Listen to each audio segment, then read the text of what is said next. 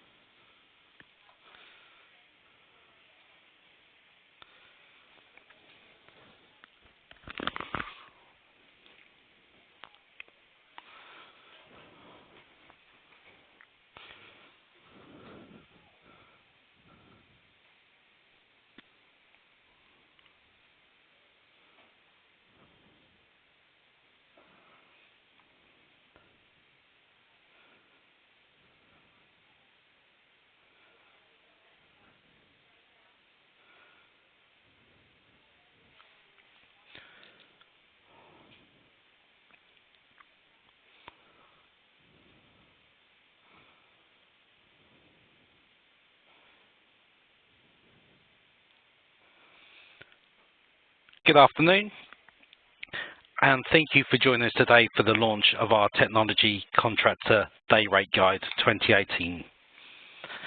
By way of brief introduction, I am James Milligan, and I'm the Director of Hayes IT and Digital Technology. I'm joined today by Matt Lewis, Director of Hayes Public Services, who will be talking about the changes to IR35. To kick off, I'd like to talk you through the findings of our 2018 Technology Contractor Day Rate Guide. This is the second year we've produced the UK Technology Contractor Day Rate Guide, and the rates included in it are provided by over 200 of our specialist tech consultants from Hayes' 20 technology hubs across the region. They cover a wide range of professions, including cybersecurity, data and advanced analytics, software development, cloud and infrastructure, ERP, projects and change management, testing, telecoms, leadership, and financial technology roles. As well as using our own extensive insight to inform the guide, we've also launched a survey designed to ascertain sentiments from both the tech contractors and organizations engaging them for general insight into the market. It is this survey which informs the technology contractor recruitment trends in our report.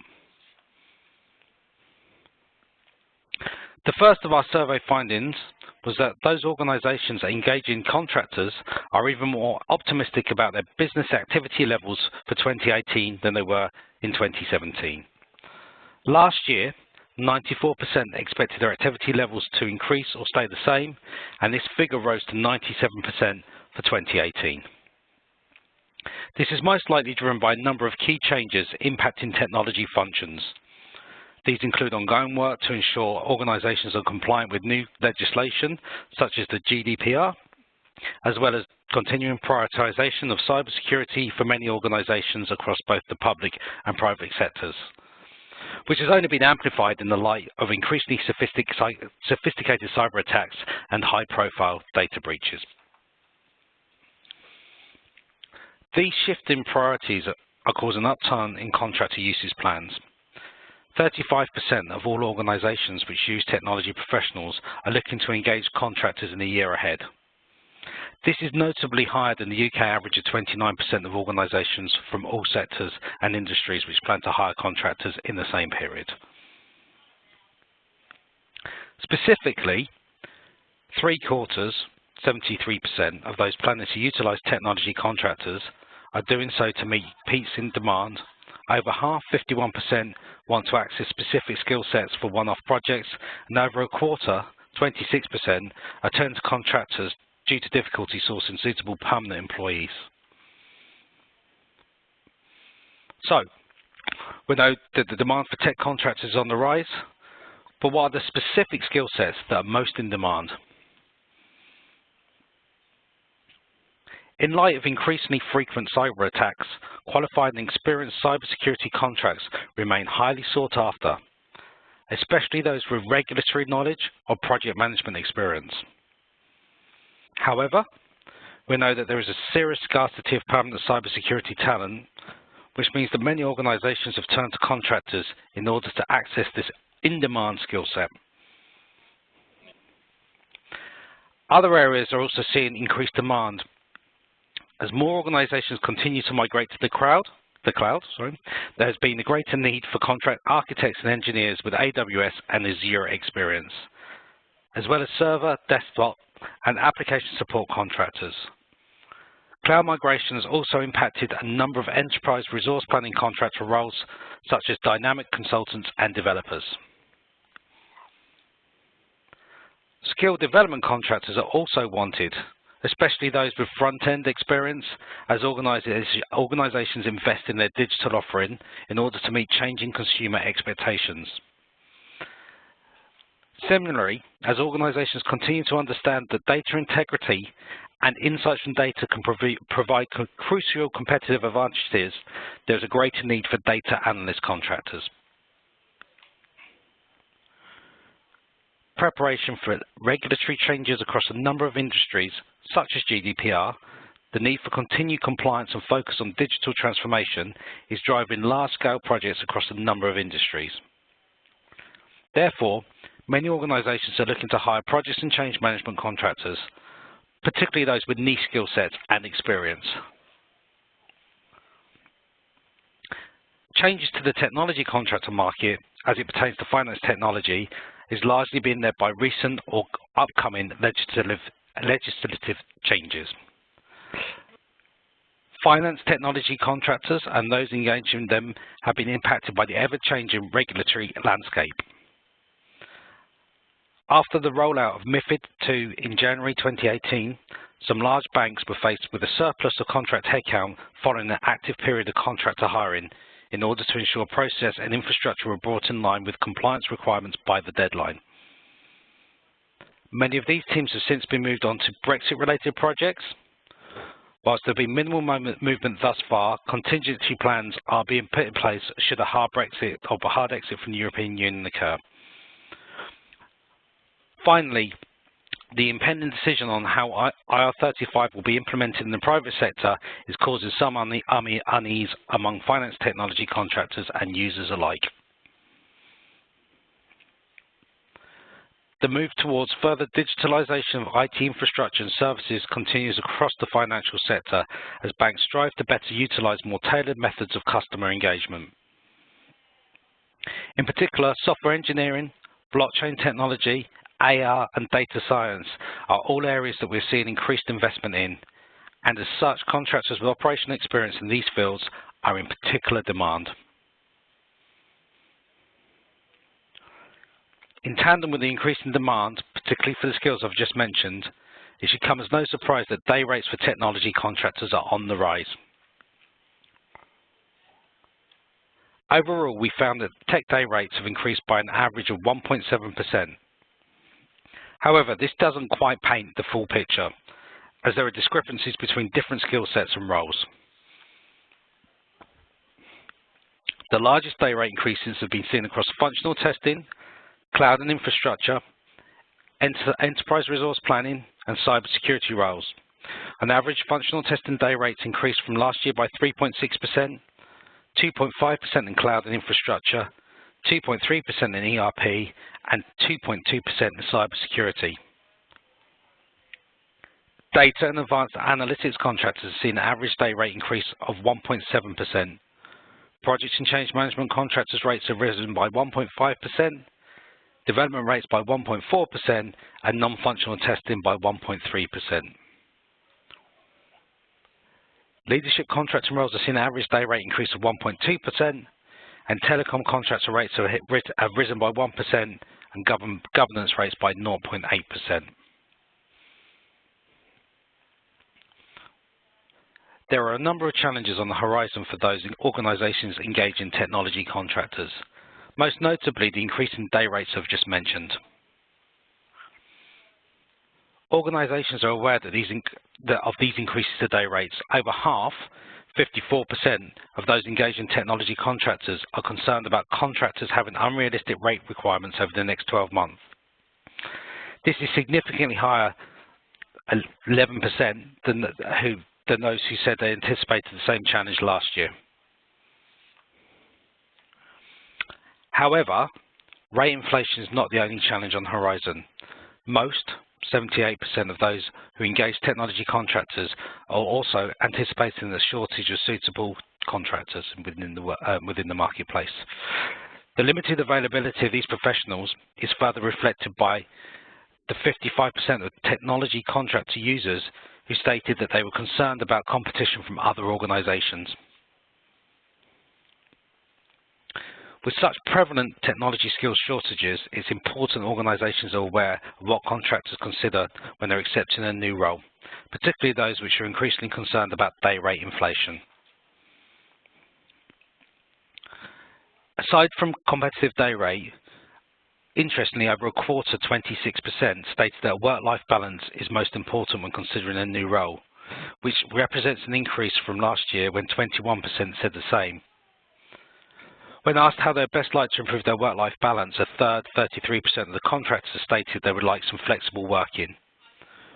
Organisations should be progressive with their attitudes towards work-life balance and, where feasible, enable measures to allow some degree of flexible working practices. Following work-life balance, 20% of contractors state that a challenging role or project is most important when considering a new opportunity. When advertising for a role which involves working with the latest technology or which offers the chance to undertake cross-functional work, these opportunities should be clearly promoted. Following work-life balance, 20% of contractors state that a challenging role of... Now let's have a look at what we recommend for those organisations who plan to engage technology contractors during the year ahead. Firstly, we recommend that you make workforce planning a key strategic priority. Despite the positive sentiment that we see from organisations hiring technology contractors with regards to their current activity and plans, skill shortages remain prevalent in this market. Workforce planning needs to be a core component of every business strategy at the top of the agenda. Understanding the range of workforce solutions available and considering the most appropriate options factoring in elements beyond just immediate people needs, but also risk mitigation and cost management will help put you in a place where the most effective strategies for both short-term and long-term. This includes understanding when the best use of tech contractors under a statement of work or a provision of managed service is relevant. This understanding will also enable you to mitigate the effects of the skill shortages while continuing to meet ambitious activity targets. Secondly, promote other benefits to compete for talent. Ensuring that you promote the benefits other than the day rate has never been more essential given how prevalent tech skill shortages are.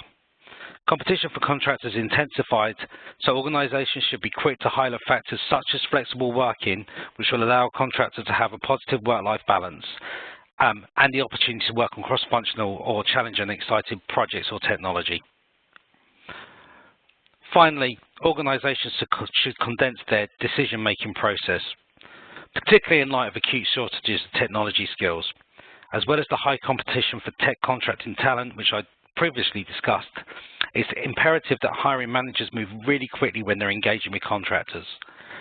Rather than having long waiting times before selecting a contractor for a role, work to a fast, well-organised turnaround model. Rely on your recruitment partner to find established, trusted and qualified candidates. Have streamlined practices for any technical assessments. Once you've found the right person, reach out to them immediately. If you do not move fast, you're more than likely to lose the contractor, and in this market, it may not be easy to find another to replace them. And on that note, I will now pass you over to Matt Lewis to discuss IR35. Thanks, James. So great timing insofar as the announcement of the consultation last night. So I think it's good that we're managing to address this on this presentation. So what I'm going to do is just give you a brief insight into the changes that were implemented in terms of the reform last year into the public sector and a view on how it's implemented working practices in the attraction sector. Now, I assume you've got a level of understanding around what IR35 is and how it works, but if not, there's some resources on our Hays Informed webpage, which we can signpost you to if you can't find them. But in terms of some brief headlines and around what actually changed last year in public sector reform. So, prior to 2017 in the public sector, and as it is today in the private sector, we're essentially in a self-regulating environment where the PSC makes the determination as to whether the engagement is inside or outside of scope of IR35 and takes liability for doing so, whether the PSC is engaged via an agency or whether they're engaged directly by effectively the hiring customer. So in April 2017, the fundamental change was responsibility shifted from the PSC to the PSO. So what's a PSO? The public sector organisation utilising the contractor.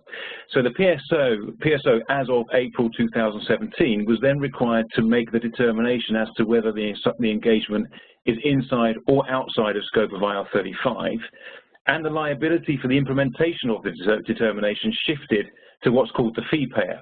Now, there's two scenarios here, as described on the slide. The fee payer could be, it's the organisation actually paying the PSC. So it could be the PSO, the public sector organisation, directly engaging the contractor in a direct engagement, or the agency where applicable.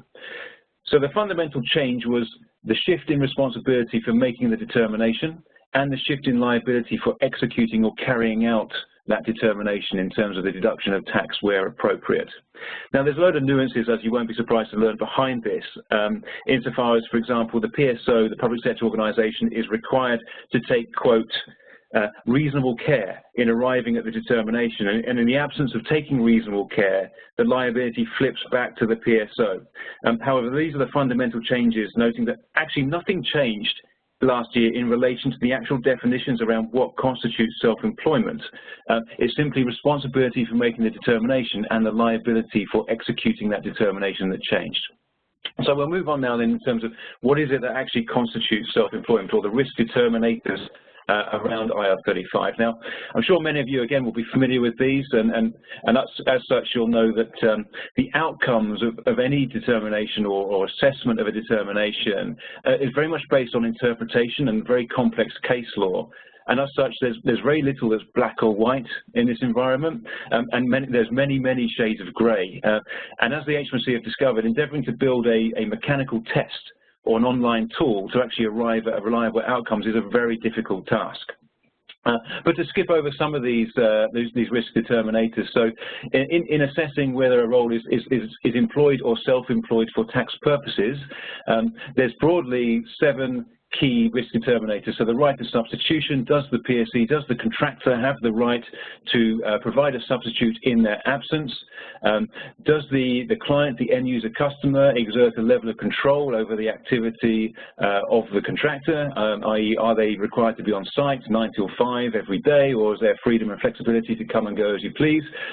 Is a level of financial risk borne by the contractor, i.e. if they do something wrong, there's an act or omission or a mistake, are they required to put that right in their own time, at their own cost, i.e. there's a level of risk that's being borne by the contractor? Is there a level of integration? So, for example, is the end user customer effectively treating them as an employee and creating, therefore, a level of mutuality of obligation insofar as ongoing work is concerned? And is there a very clear blue water between the contractor and the permanent employees of that organisation? So, for example, it could be as simple as the contractor has a badge that shows them as a contractor. They have an email address that says contractor at, for example, hays.com. So just creating a level of disintegration, if you like, between the contractors and the permanent workforce. Is the contractor in business on their own account? Do they have, for example, a website advertising their services? Do they have multiple customers they provide services to simultaneously? That kind of thing. And as I said earlier, is there a level of mutuality or obligation being demonstrated over a period of time? Now, I must point out that tenure is not necessarily a key factor in this. You can still be a self-employed contractor, for example, for 10 years on a project, if all the other determining factors suggest that is indeed the case. You are out of scope. So again, it's fairly complicated. It's based on case law. It's very, very difficult for the layman like you and I to arrive at reliable determinations, and we must rely on expert tax advice and indeed tools that have been provided by both the HMRC and third parties to help us arrive at these determinations. But broadly, those are some of the key factors that come into play. So let's have a think about then what are the consequences of being determined to be inside or outside of IR35. So a contractor that is deemed to be outside of IR35 will continue in probably the manner they are today insofar as gross payments can be made without the deduction of tax, and the contractor is responsible for managing their own tax affairs. And indeed, as you know, many contractors operate in many different ways, but broadly it means that the fee payer, i.e. the agency in the case where the agency's introduced somebody, or the public sector organisation today when they're directly hiring somebody, is able to pay that contractor gross without deduction of any taxes. However, if the contractor is deemed to be inside of scope of IR35, then they will be treated essentially as an employee for tax purposes. Now, I emphasise for tax purposes only. There's no other elements of, for example, agency worker regulations or pension and other benefits coming to play here. This is, unfortunately for contractors, is purely deemed to be for tax purposes only. So you're being treated as an employee, but without necessarily some of the benefits of being one. So what does that mean? You'll have tax and national insurance deducted from payments. And also the end user customer will have to pay employers' national insurance contributions. In addition to that, inside of scope assignments are subject to the apprenticeship levy, which is 0.5% of the overall cost of the payroll.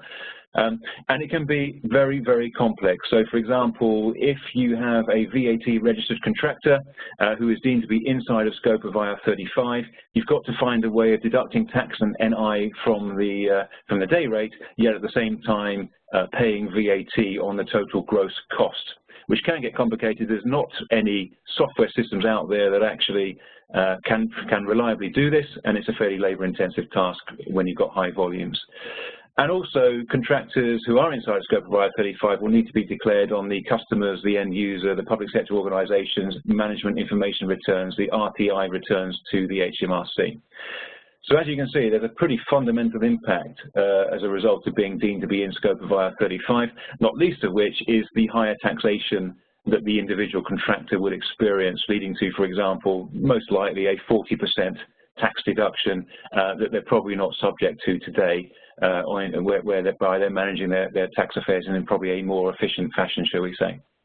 So those are the consequences of being deemed to be inside or outside of scope of IR35. So as I mentioned earlier, the direction of travel has been, ever since the implementation of the reform into the public sector, to drive it into private sector to create a level playing field at a point in time. At the implementation of the public sector, it was never necessarily defined when that might be, but what was announced in the autumn budget last year was that the UK government would carry out a consultation on the implementation of the public sector rules into the private sector. Now, that consultation was only announced and went underway last week on the 18th of May, and we were all beginning to think that actually it wasn't going to happen this year because time was ticking and passing away. But the consultation now is underway, and it's carried through until the 10th of August. So this has led to speculation again around when might the rules be reformed in the private sector. The longer it went on that the consultation wasn't announced, the more likely it was going to be probably 2020 rather than 2019. However, now the consultation is underway, it's leading back again to speculation that the rules might be changed and implemented for 2019. We don't know, it remains to be seen. What I will say is the HMRC has a track record of implementing tax reform at pretty short notice, bearing in mind that last 2017, when it was implemented in the public sector, the draft legislation was published in December 2016. It was published in its final form in March 2017, and it went live on the 6th of April 2017. So there is a distinct possibility that it could still be implemented in 2019. So what is a consultation? It's an evaluation of the reform in the public sector, i.e. how did it go, what was the impact and the outcomes, and then options for changes to the off-payroll working rules, IR35, for engagements in the private sector. So whatever way you cut it, it's going to be taking center stage in the private sector in the coming years. Whether that's implemented next year or the following year, I think it's probably wise now as private sector customers that are engaging with contractors, whether directly or through agencies, it's time now to start thinking about what the changes might be and how they might impact on businesses and contractors, and the ability to continue to access that hard-to-find, high-demand talent that James is talking about. So those organizations that prepare now will be best placed to continue to secure the best talent in the marketplace. So let's have a quick look at what happened in the public sector when it was implemented this time last year.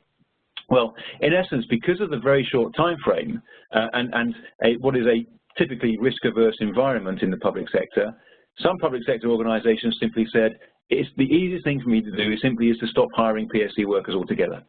It's the least risk, it's the most risk-averse, it's the safest, most secure position. The easiest thing to do is simply not to have any. Then I don't have to manage this new IR35 thing. Of course, that has significant operational consequences, which we'll touch on in a minute, but that is an option.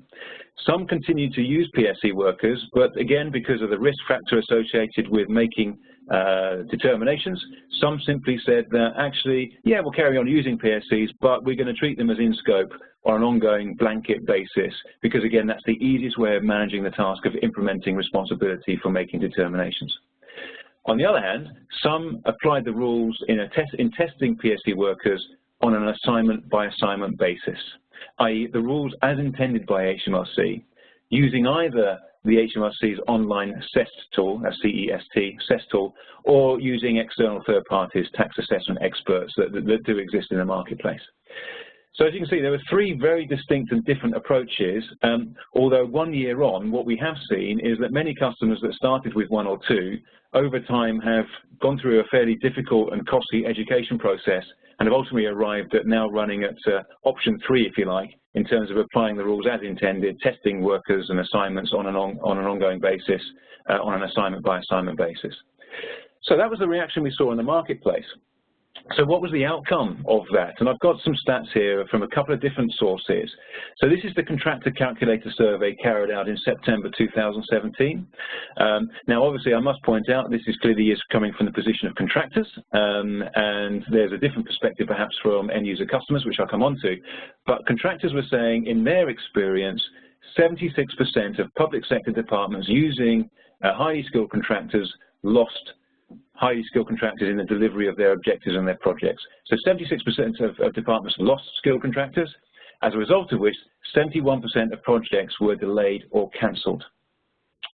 Most worrying of all for the public sector in terms of this very difficult environment in attracting talent, 27% of contractors left the public sector altogether and chose not to work there any longer. Now, obviously, they had the luxury of designing where to ply their trade, and they had the safe harbor, if you like, of the private sector, as a result of which we saw something of an exodus of highly skilled, difficult to find, high-cost contractors migrating from public to private sectors. Now, of course, the impact on this on operational delivery was severe, and which is why it's important to note that it's sometimes very easy for subject matter experts, lawyers, tax experts, procurement people to make decisions around the implementation of process without necessarily considering the output on the operational delivery. So lawyers, tax experts who took the view actually the best thing to do simply is not to use PSCs. Well, the operational cost of that was the inability to attract and retain talent and then indeed to deliver projects. So what about from a customer point of view, an end-user public sector organization perspective? Well, we at Hays carry out an annual salary and recruiting trends survey, and we surveyed 17,500 professionals across industry to understand what was the impact of IR35 on public sector. You won't be surprised to learn 78% have now found it harder to attract skilled contract workers in the new environment of delivering under the IR35 regime, and 25% have found it much harder to attract the staff that they need. And as a result of this new supply-demand dynamic, and indeed potentially being treated as in scope on a blanket basis, a quarter of contractors now demand a higher rate from employers. So this could be as a result of the new tax burden or the increased tax burden in terms of offset some of that cost, or it could be the fact that there's fewer people available to work in the public sector and the supply-demand dynamic dictates now that they can obviously secure a better rate. Particularly at a time in the public sector where there's tremendous transformation and change programs being undertaken and highly skilled contractors are in very, very high demand. So some of the outcomes and some of the risks, therefore, when thinking ahead about the impact of the implementation into private sector. So what have we got now in terms of the marketplace? Well, we at Hays effectively have a three-tier customer base. So we've got those that use contractors in a compliant manner while applying the rules as intended by HMRC, i.e. they are operating on an assignment-by-assignment basis when testing the circumstances of each assignment. Or some choose to decide that individuals or contractors are in scope as a default position, but with an exceptions process. So what they'll do is they'll just assume that everyone is in scope, but when it gets really hard to find good people or to attract talent, they might decide to change that approach, which actually for me is certainly not within the spirit or within the keeping of the rules. The idea is that you test people on an engagement by engagement basis rather than necessarily bending the rules to suit you. And finally, you've got those that make blanket in-scope determinations on an ongoing basis, and frankly, they are hugely disadvantaged when it comes to securing talent. So Tier 1 clearly is operating at a significant competitive advantage. They are able to retain and access the best talent. They get the best outcomes in terms of having the best people in the most cost-effective fashion because they are managing their non-perm workforce in a much more effective fashion in being able to utilize that talent in a compliant fashion. And I emphasize tax compliance is not tax avoidance. Working to the rules as intended is absolutely the appropriate approach, whilst ensuring that the cultural environment of their organization allows them to continue to access that talent. And I'll touch on some of those factors now in terms of what changes might organizations need to implement. So thinking about what are Tier 1 customers, these customers that can continue to attract and retain the best talent. Well, first and foremost, they worked very closely with their executive teams in the inception of the reform to make absolutely sure everybody understood the reform. So my point earlier around lawyers or tax experts making knee-jerk reactions leading to operational issues, they were able to overcome those by exploring closely what it is that was required, how it might be effectively managed in a compliant fashion whilst in eliminating risk associated with management of the process. Therefore, everybody understood the reform and understood the manner in which they could continue to utilize PSCs. There was something of a spirit in the marketplace where all PSCs were toxic, tax avoiders, which clearly is not the case, but that was often the knee-jerk reaction that led to some of these blanket in-scope determinations. What else? These customers understand their role types and their business critical skill sets. So what does that mean? They understand the nature of temporary and flexible and non-perm workers and contractors that they use, understand the contribution that they make, and understand how business critical they are to some of the delivery of some of their projects. And they also then go on to assess what's the impact of not having access to those skills. What's the potential impact of losing those skills very quickly in terms of knowledge transfer into their organization and the inability to deliver projects. So as a result of that, they understand the scale and scope of the risk.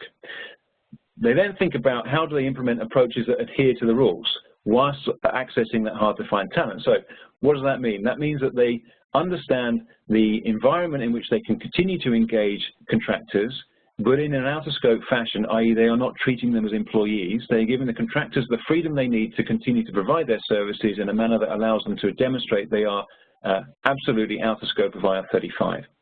And that does require some change to working practices.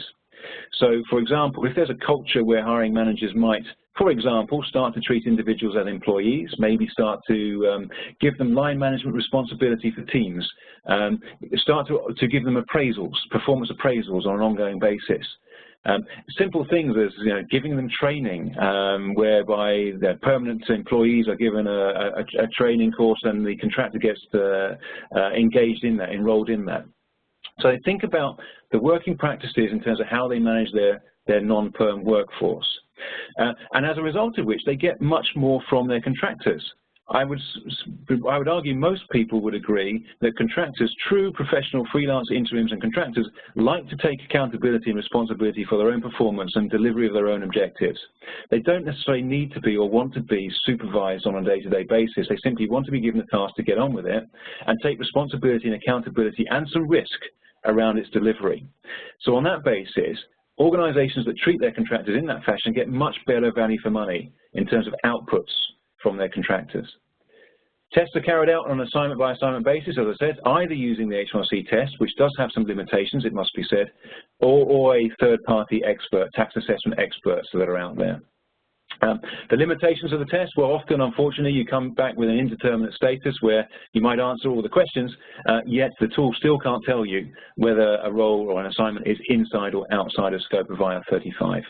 What do you do then? Well, you can call the HMRC customer help desk, and they might be able to help you to navigate it, but in our experience, it's a pretty forlorn task. What they also do is they actively work with their hiring managers to help them understand what the test is asking. So, for example, very simple one, is the assignment or the role an office holder?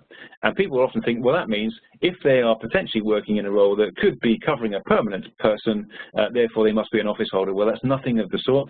An office holder essentially is a role that is fundamental to the operational activity of that organization. So, for example, a chief executive, a company secretary, something like that. So they work with hiring managers to help them understand what it is the test requires, what the test is asking in terms of the nuances, the questions, and indeed that leads them into conversations around behaviors as to how to use contractors and to get the best from them that allows them also to demonstrate they are out of scope of IR35.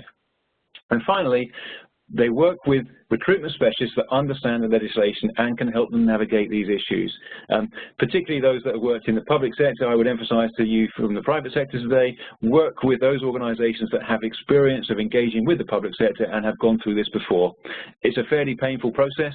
It doesn't have to be, but it was for us as the public sector learned about how to manage this internally in terms of making determinations and how to work best in attracting talent. There were some fairly costly lessons learned, as you saw, in terms of some of the outputs. So let us help you understand those lessons and think about how you might benefit from them when it comes to implementation into the private sector. So next steps, what if you're a private sector organization that uses non-permanent workers, uses contractors on an ongoing basis, and clearly you're going to want to continue to access that hard-to-find in-demand talent? Well, first and foremost, the thing to do is agree an internal owner. Now, this is an interesting concept insofar as typically non-perm workforces or contractors typically are owned by procurement departments within organizations, but increasingly, because of the risk associated with some of these issues, we're seeing HR getting involved. So a combination of procurement and HR and finance and tax would be useful in terms of building a user group of stakeholders that should understand these things, probably led by HR, I would suggest. Think about doing some data gathering in terms of understanding, doing some due diligence to understand who are you utilizing on a contractor basis, what do they do, what are their skill sets, how valuable are they, how business critical are they in the delivery of your operations or your projects, and then run an audit to understand how do they pay their tax, how do they operate in terms of their pay types, are they PSCs, are they umbrellas, are they pay-as-you-earn, and begin to get a sense of the scale of the issue. Build that stakeholder group and think about the risks and opportunities. So, you know, the risk clearly being is responsibility for the determination and its liability of its implementation. If you're the fee payer, if you are payrolling contractors directly, you are acting as the fee payer, you are taking that responsibility and risk. There is an opportunity as well, of course, and that is, can you set yourselves apart from your competitors by building an environment where you can utilize that contractor workforce in the manner as intended in demonstrating self-employment and giving you therefore a competitive advantage in the attraction and retention of that hard-to-find talent? And then think about the nature and scale of cultural change required across your hiring community that oversee these contractors to ensure there is no risk of developing an employer-employee relationship over time, that they treat contractors in the manner that allows them to demonstrate that they are providing their services on a basis that allows them to demonstrate they're out of scope. And finally, therefore, think through what's the solution. So who's going to do the testing? Who's going to make the determination? Who's going to decide if an assignment is in or out of scope of IR35? Who's going to conduct the test? Who's going to oversee the delivery of that? Who's going to make sure the working practices are embedded across the organization on an ongoing basis? So there's some fairly fundamental things that need to be done. And as you'll see, if you start to think about these, it might take a little while to get your head around them and begin to build the environment that allows you to demonstrate you're acting in compliance with the potential reforms. And this is why I urge you to start thinking about it now. The consultation's underway. It finishes in August. That does give the HMRC time to introduce draft legislation and pass it in time for April 2019. So you need to start getting ready now. If it doesn't go live in 2019 and it's 2020, well, take the additional 12 months as a gift in terms of additional time in which to get ready. But there's some fundamental practical steps that you can and should take basically right away as soon as you can. So I'm going to pass back to James. So thank you for that. I hope that was helpful. Do pass through any questions and we'll be delighted to answer. Thank you, Matt. So I'll now open the floor to questions. People can do that via the WebEx interface, via either myself or Matt. I've had a couple of questions already in relation to actual specific rates for different job titles and different geographies. As you can imagine, like, this is quite a significant data set. So we'll give people the ability afterwards to request a copy of the actual report, which we can present to you. I'll also respond to people who have already contacted me directly via the question and answers function within the event. So the first question I have that's come up is in relation to actually, once a business has secured a contractor, they have concerns about that contractor leaving and either not completing the contract or not completing the project.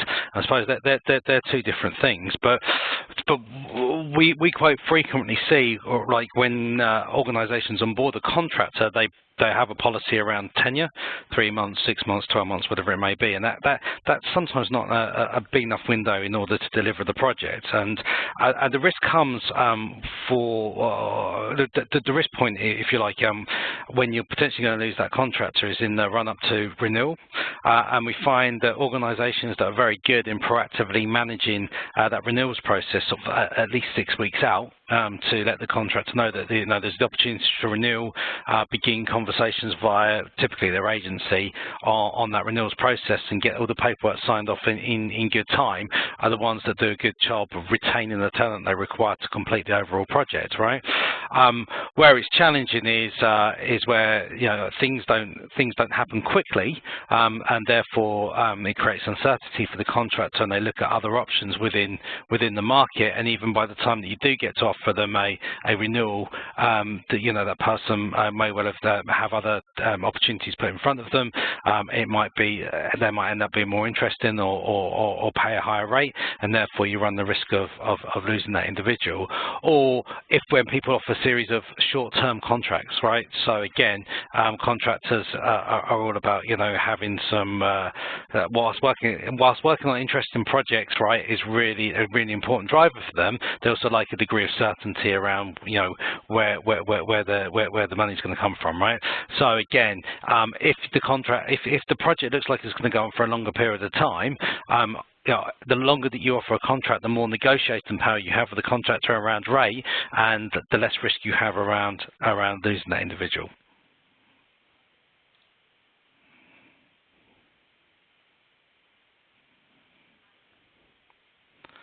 Okay, I'm getting some questions at the moment. Most of them are quite private questions that require some individual responses. So please, if there's anything that's more generic, post them on the forum. I think one thing that's interesting here, and there's another question, just a more generic question around what advice would you be to a contractor user that's concerned about rising day rates for tech contractors? I think there's something that's quite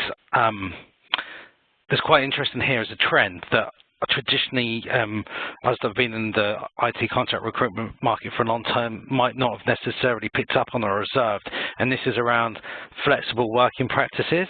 So in my mind, you know, the traditional view of a contract is they're there to deliver a piece of work, and they do whatever it takes to do that piece of work, right? And that's the objective of engaging somebody to do that. But the fact that there's an increasing trend over the last 20 months around flexible working, I suppose that goes back to the fact that there are freelancers that are due to do a piece of work rather than employees is an interesting sort of indicator of where the market's going, and maybe organisations need to be more open to the parameters that they engage contractors on. So rather than requiring them in the office 5 days a week to complete a piece of work, actually it's about the completion of the piece of work and what other factors can you be flexible on in order to get that piece of work completed. So I think that's an interesting sort of development that we've seen over the last couple of years in the contract market that maybe wasn't there 5 or 10 years ago. Matt, I've got a question. For you here. It says, was it mentioned that tenure or duration of contract does not impact IR35 status? So what are your views on that? That's correct. So it's not one of the indicators that's assessed. So tenure isn't necessarily part of the determining factors. It's the manner in which the services are provided by the contractor and the environment in which the contractor operates or provides those services to the end user customer. So it's going back to some of those early points, that do they have the right to substitution? Is there a mutuality of obligation? Is financial risk borne by the contractor? And as I say, you could be running a project for 10 years on a self-employed basis out of scope of IR35 if all the other indicators suggest that that's the case. So no, tenure doesn't come into play. Okay. And again, it's a related question, okay, and I think it's more of a clarification. And it says, what is the maximum number of years for a contract to be placed under IR35? And again, I don't think he goes back from. I don't think this goes back to duration. And you can clarify this, but you're either in scope or you're out scope from day one, right? Rather than tenure playing a factor in it. That's correct, although I would point out that there is a risk that the circumstances of the assignment could change over time. So it's important to note, yes, whilst tenure in itself, of itself, isn't necessarily a factor, it is to merge over time. So for example, you start an assignment on an out-of-scope basis, and then over time you begin to become more and more engaged in the environment and find yourself at risk of being deemed to be in scope. So, for example, you might start to get invited to engage in training. You might start to be treated in a manner whereby the end user customer starts to redeploy you onto different contracts and projects. So those are risk factors that could emerge over time, over long-term relationships. So that's something to be acutely aware of and to actively manage throughout your tenure. So yes, tenure in itself isn't necessarily a key factor, but the behaviours that emerge over time, the bad habits that form, can indeed be a problem. And that's one of the reasons why sometimes we revisit long-term assignments, insofar as when we place people and we carry out a test at the outset, as we do through our external third-party tax assessment expert partners.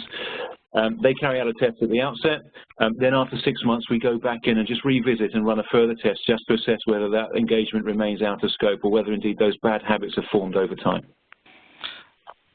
And so I suppose, is governance a key consideration here to make sure that you don't have somebody comes in who is out of scope IR35 and then in time, you know, that gets blurred and you end up with somebody that does, you know. Have you seen anything in terms of governance processes around this, Matt? Yeah, absolutely. So some of our customers work with us on an MSP, a managed service basis, and we help them with that governance in making sure, again, that culturally the culture exists in terms of hiring manager behaviours, that they understand some of the nuances around the case law or indeed the rules and the reform around IR35 to make sure that they're not at risk of building a culture over time that begins to demonstrate or make those changes that bring it into scope. So what does that mean? It means making sure hiring managers understand the nature of the factors, the determining factors. They understand how to operate and behave on a day-to-day basis, and overseeing their managers, overseeing their contractors, and there isn't an employer-employee relationship beginning to emerge. And they have workshops and where there's drop-in centres and opportunity to talk to people that are experts that understand this stuff. If they're not sure, they have expertise to turn to. And oversight, obviously, on a governance basis through typically owned by the HR recruitment resourcing teams who tend to own this. Which again is this kind of sea change around movement from procurement to HR owning non-perm workforce engagement. And yeah, so they take responsibility for the oversight and the governance over time. Okay, a quick one here. And I think it's in the context of IR35. Where do third sector not-for-profit organisations sit, private or public? Great question. That would sit in the private space as it stands. So a public sector organisation as defined today in terms of reform, if that organisation is listed on the field, they're deemed to be a public sector organisation and therefore subject to the reform. Third sector charities therefore are out of scope of the FOI and therefore not affected by the reform yet. Okay, not at this moment in time. Yeah. All right, and there was another question in relation to just tenure and rates, and I'll just go back to the point I made earlier. The longer the tenure, right, and the more security that the contractor has, the more negotiation power the end user has, right, in relation to that situation. So typically we find that rate inflation is most prevalent in short to medium term contracts or with niche skill sets. For longer term contracts where, you know, the skill set's a bit more generic, then rate inflation isn't as acute as it is in other areas, right? So if you're in a position to offer long-term contracts, then you have more negotiating power with the contract workforce. I don't have any further questions at this moment in time. So I've hoped that you found today's session a useful insight into the technology, contractor recruitment market and day rates. I'd also like to extend my thanks once again to our speaker, Matt, for providing an excellent presentation and some interesting insight around IR35, and most of all to everybody on the event for attending. I will come back directly to anybody who is already has already requested a copy directly, but if you would like to request a copy of our guide, please speak to your usual contact or complete the form on our webpage, and we'll be delighted to look into the specifics to relate to you in more detail and how we might be able to assist your organisation in the coming year. So that URL is on the website, which is hayes.co.uk/tech-day-rate. I have another question, but it's not that specific, so I'm going to come back to the individual. It's an IR31 directly. Myself and Matt will come back directly rather than do it over the call because it might relate to an individual's personal circumstances. One final question. Are we able to listen to the event offline? Yes, we've recorded it, so we'll send out the link to the recording to people thereafter. Okay.